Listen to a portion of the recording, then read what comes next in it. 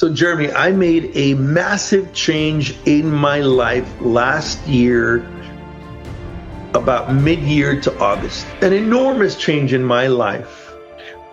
And in that decision, I changed my environment and I changed the 5 people that I was with every single day.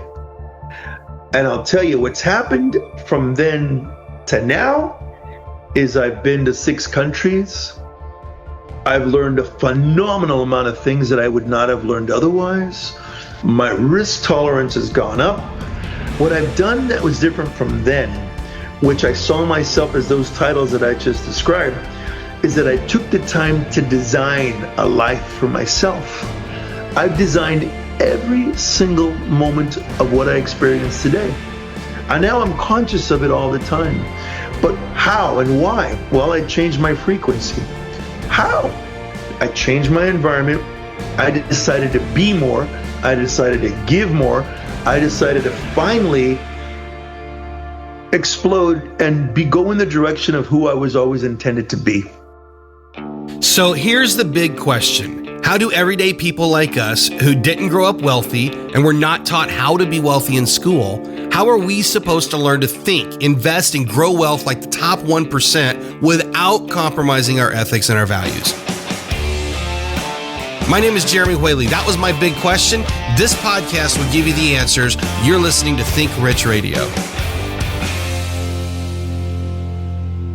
Hello, everybody, and welcome back to another episode of Think Rich Radio. I'm your host, Jeremy Whaley, with my co-host, Nelson Bran. Episode 11, Nelson. How are you today? 11. That's fantastic. That's an energetic number, isn't it?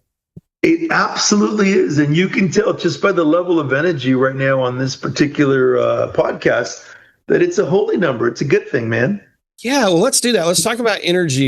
You've heard it said, we've all heard it said, we're the average of the 5 people we spend the most amount of time with. And a lot of people, they dismiss that idea. They say, how can it be that the people I spend time with changes my environment? And yet, over and over, if you look at the wealthiest, the most successful, and you look at the people they surround themselves with, they're like-minded. I started spending more time with my kids, and guess what? I became more immature. So now I'm more adults. Because there's truth to this. Go ahead. What are you going to say? No, that's just hilarious, brother. But it's so true. But don't finish your thought, because I've got a big thing to say after this. Please continue. Well, I think, here's my theory on this. I've spent the last 2 or 3 years, studying energy and studying environment.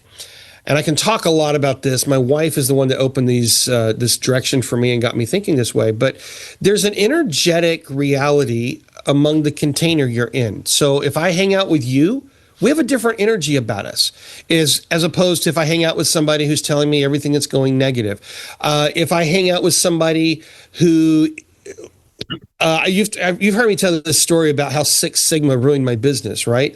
And there was one person who was driving that, and it became cancerous. It became so micromanagement that all of the energy and all the excitement of that business just went out the window, and everybody went from excited to miserable because of this idea, this energy that just became contagious. And that's what I wanted to talk about, is how the 5 people we spend our time with creates a container, how there's energy, there's flow that's moving around. I just banged the microphone.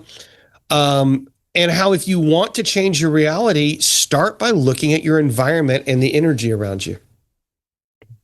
So, Jeremy, I made a massive change in my life last year, about mid-year to August. An enormous change in my life.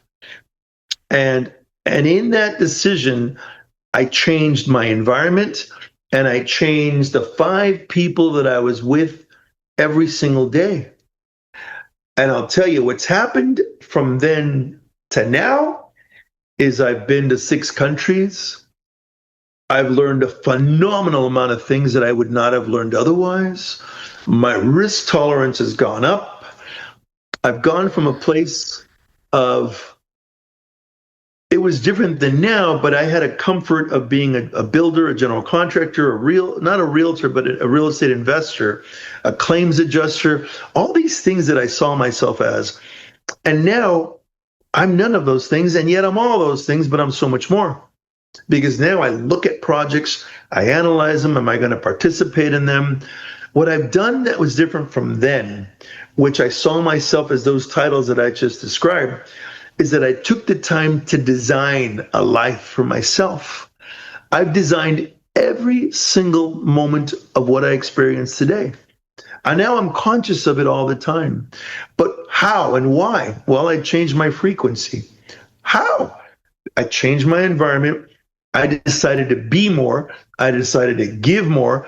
I decided to finally explode and go in the direction of who I was always intended to be. And right now, Jeremy, if I look at the people closest to me, they're people that I respect, people that I admire, people that I want to be like, people that I can learn from, people that I can mentor or can mentor me. But everything's absolutely, totally different from what it was pre-August of 2025. And all of that is a direct result of changing whoever it is that's around me. Because I came to realize that, and those are good folks, but we didn't align in frequency. There was always a challenge or a problem, or I speak in terms of what's possible. I tend to treat people and circumstances for their potential, even if they're not already built. And I tend to be a man of action. If you were to say to me, Nelson, I've got this problem, I'm going to fix it immediately, and I'm going to help you, and we're going to fix it together. But I don't complain very long before I'm fixing that, whatever it is. And so, back then I was with folks that just saw the world in a smaller way and complained about a lot of things, and therefore I became absorbed in that. And that's not the kind of world I want to live in. So I've changed everything. So I'm a direct example of change your environment by changing your frequency first. And it's impressive what happens after that.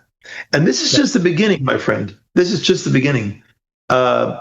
I plan to continue to travel the world, to know more people, to continue to grow, to continue to give and help and serve, and at the same time to develop new projects and to help grow ideas from scratch. And just in the time that I've known you, I've watched how you're expanding in that area. I've watched, things changing in your world, and the trips that you're getting to take and the networks that you're opening up, because it becomes a flywheel. It's like momentum begets momentum. That's the thing that I always say is, if we can just get momentum in a direction, momentum is the reason people are successful. People say, why are successful people? Because they're successful. Why are successful people successful? And I say, because they're successful people. That's why they're successful. It's who they are.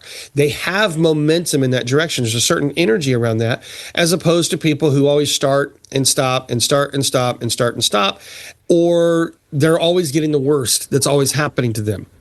I'll tell you a story about a family friend. I won't mention them. It's one of my kids' friends, but everybody in their family has every disease that you can possibly know. It's crazy. And I'm not making fun of any of them, but I can only imagine what their medical bills are, because, some of them have mental issues. Others of them discovered new mental issues. We've got food allergies out of food allergies out of food allergies. And I just go down the list, and all four of their kids have crazy things that are wrong with them. All the parents have crazy things that are wrong with them. And when I look at their family, someone says, how could one family have so many things? And that's the crazy thing, is 3 of the kids are adopted. So they're not even all genetically connected, but they all have the same type of problems. How can that be? And my argument is, that's the container. That family, I don't think, would actually know how to function without problems, because that's their energetic home. And what you said to me is, you changed your energetic home, and fast forward 8 months, look at the things that are different in your life. Vastly different. Jeremy, you've often talked about limiting beliefs and a limiting mindset. And these are the prerequisites to magnet limiting conditions at our perimeter. So first, it's up here. Whatever is manifesting out here, it's up here first. Nothing happens to us without our permission first. I love that. I love that because, Jeremy, I can't come to you and say, hey, have a little empathy on me because this has happened to me and this happened and that happened. You're my friend, so you're going to say to me, well, Nelson, how'd you contribute to such things happening to you? When did you allow that to happen to you? How is it a man your age with your experience didn't know that that was going to happen? Did you really not know? Do you really claim ignorance and naivety? Or could it be, Nelson, that based on your limiting thoughts up here, you created those conditions out here? That all the environment did was literally acquiesce to your small limiting thoughts. Yeah. Right? Bruce Lipton. Do you know that name? Yes. He wrote a book called The Biology of Belief. Did you ever? Yes. Yes. So he proved several years ago, I mean, it's 1970s, 1980s, he showed that the same substance in different environments would create different things. Now that makes no sense to people, so let me make that more tangible. So, he's a scientist, he's a biologist, and what do you call it? In a science lab, you have the little petri dish, and you have what do you call that substance that you put stuff in? The substance that you put stuff in on the petri dish, you put little drops of. You're saying the chemical where you're introducing the bacteria, right? In order to read it. Yeah. So then you put the same DNA into different containers that had different environment, but it was the exact same DNA, and one DNA would create bone. One DNA would generate muscle, one would generate something different. And what Bruce Lipton was able to show in his experiments is that the exact same DNA would produce different results 100% based on environment. That was the difference. It wasn't the DNA, it was the environment that made the difference. And the reason I'm going there with this is it led Bruce down a totally different study. He went from a very scientific biologist into what most people would call like a new age feeler. But what he's shown now throughout all of his life and what's become his life work is that your container, your environment has a bigger impact on you than your genetics, has a bigger impact on you than your skills, has a bigger impact on you than anything else. It's the environment that you're in. And so if you're in an environment that believes you're going to get sick, you're going to be getting sick. If you're in an environment that believes you're going to be poor, you're going to be poor. If you're in an environment that believes that you're going to be wealthy, you're going to be wealthy because the environment can't help it. It creates that out of the same substance. You can create anything based 100% on the environment. I'll give you this much on environment. If I'm in a place that's made of wood on the floor and the walls, and there's books at my perimeter, there's a library, there's a particular lighting, there's leather, there's brass, there's natural products, there's granite and marble maybe, whether I'm in a library or a bookstore or in an office space. If it has those materials, I tend to be more creative. I tend to work longer hours, uninterrupted. I tend to be able to get into my work to a degree where the hours pass and I've forgotten to eat. The hours pass and I'll forget to sleep. So I'll give you, brother, that the environment makes us more conducive to grow, to learn, right? For sure. But also that goes back to something we mentioned last time, which is if I bring a poor mindset wherever I go, regardless of the environment, I can't change. Because I'm already thinking like I used to think, right? For example, we just talked about how I've gone ahead and made some massive changes. Physically, I changed the people at my perimeter. I changed them for a whole new slew of folks at my perimeter. But had I come into this new environment with the old mindset, I would net the same results as before. So beyond going ahead and changing our environment, we also have to look at our attitude into life. We have to look at the choice of words we make when we speak to ourselves within our minds. We have to look at the words that we say out loud. They call it spelling for a reason. Why? Because while we're busy writing, we're spelling, right? We go ahead and bring our words into this world out here. And if they're limiting, such as watch out, be careful, don't do that, it's not gonna work. This sucks. There's a particular type of vocabulary that if we use, no matter how rich our vocabulary is, we stay in the past, in that limiting past that we came from, right? So we can't do that. Go ahead. No, I totally agree with that. I'm thinking of a friend of mine once, several years ago. She said to me, she said, Jeremy, it's almost impossible for somebody to manifest even $1 into their life if they're coming at it from a place of survival.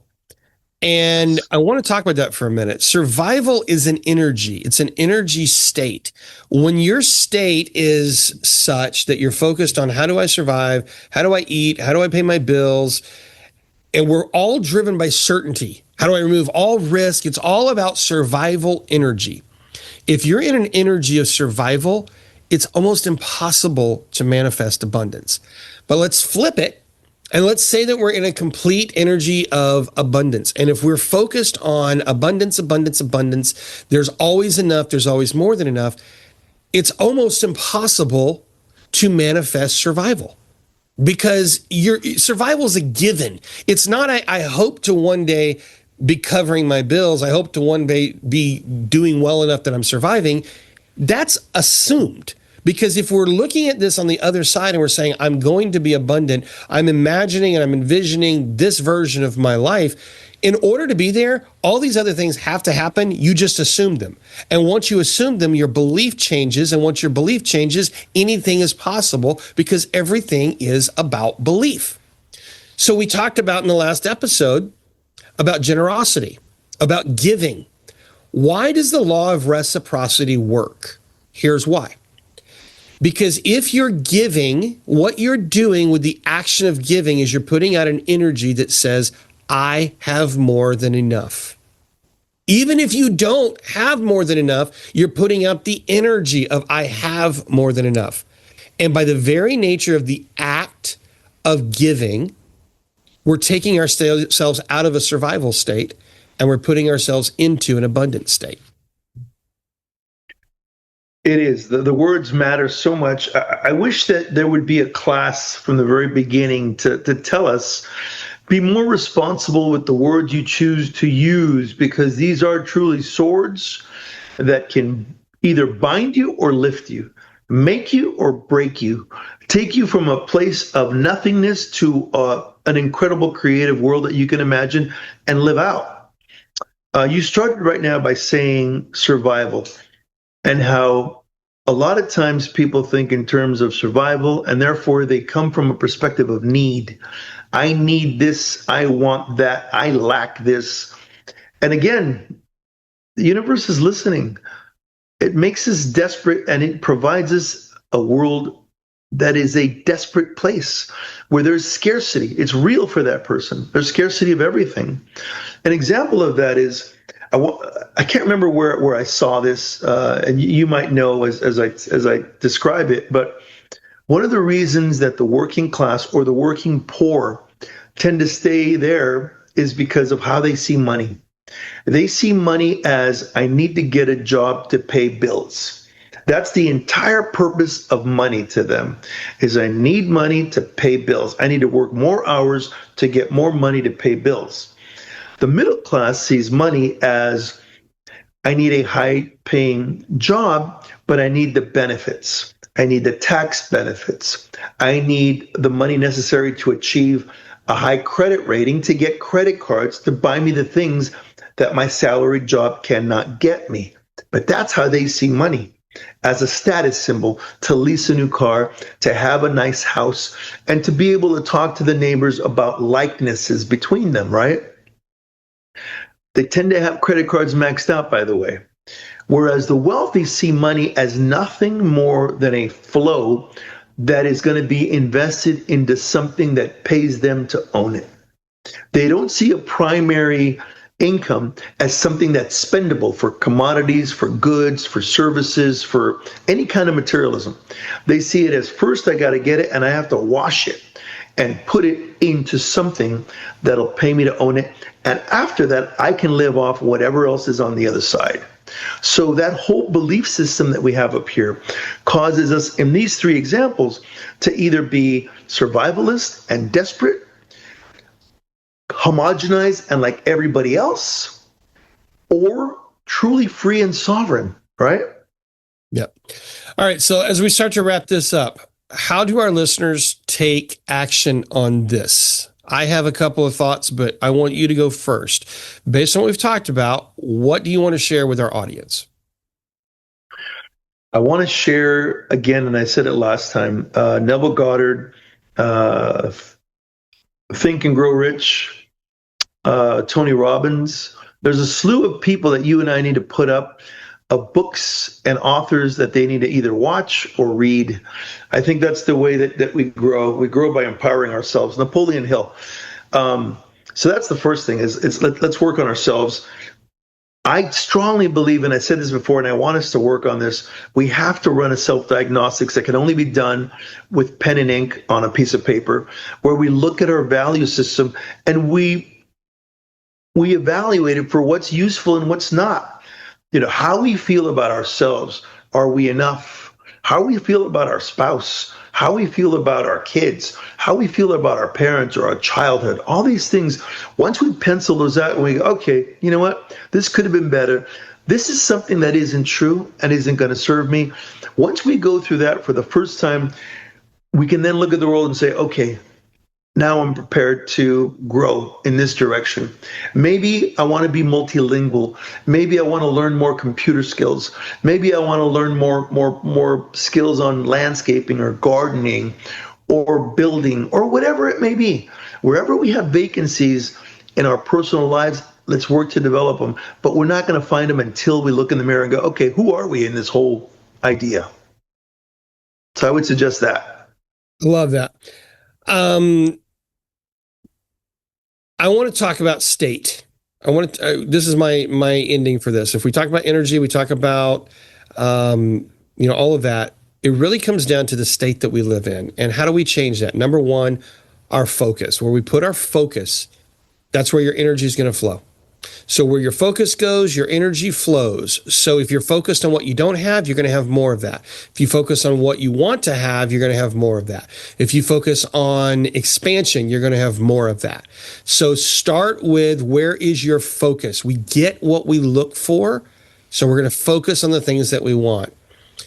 Second thing is change your physiology. Okay, this is something that I have to remember too. Get focused on what we're doing, then change our physiology. If we stay in the exact same state, at the exact same desk, with the exact same computer, doing the exact same things over and over again, we keep running the same pattern. So get up and leave. Last night, I had a great breakthrough on some stuff I was working on, and in the middle of it, I said, all right, perfect. I'm going to get up and I'm going to go for a walk. It was almost 2:00 in the morning, and I went for a walk around the neighborhood with the dogs just so I could change my physiology, change my focus, and lock in what I had just been working on. Because if I hadn't done that, guess what? I would have gone to bed and it would have all been gone this morning. Okay? So change your focus, change your physiology. And the last thing is change your language. You've been using words, you've been talking about words have meaning, words have a spell that go with them. Language has meaning. There's a Bible verse that says, take every thought captive. Literally, when the thought comes in your mind, ask yourself, is this a thought that I can dwell on? And if it's not, put it out of your mind. The language patterns that you dwell on, I'm not good enough. I can't believe it's so hard. Oh, crap, I don't know what I'm going to do.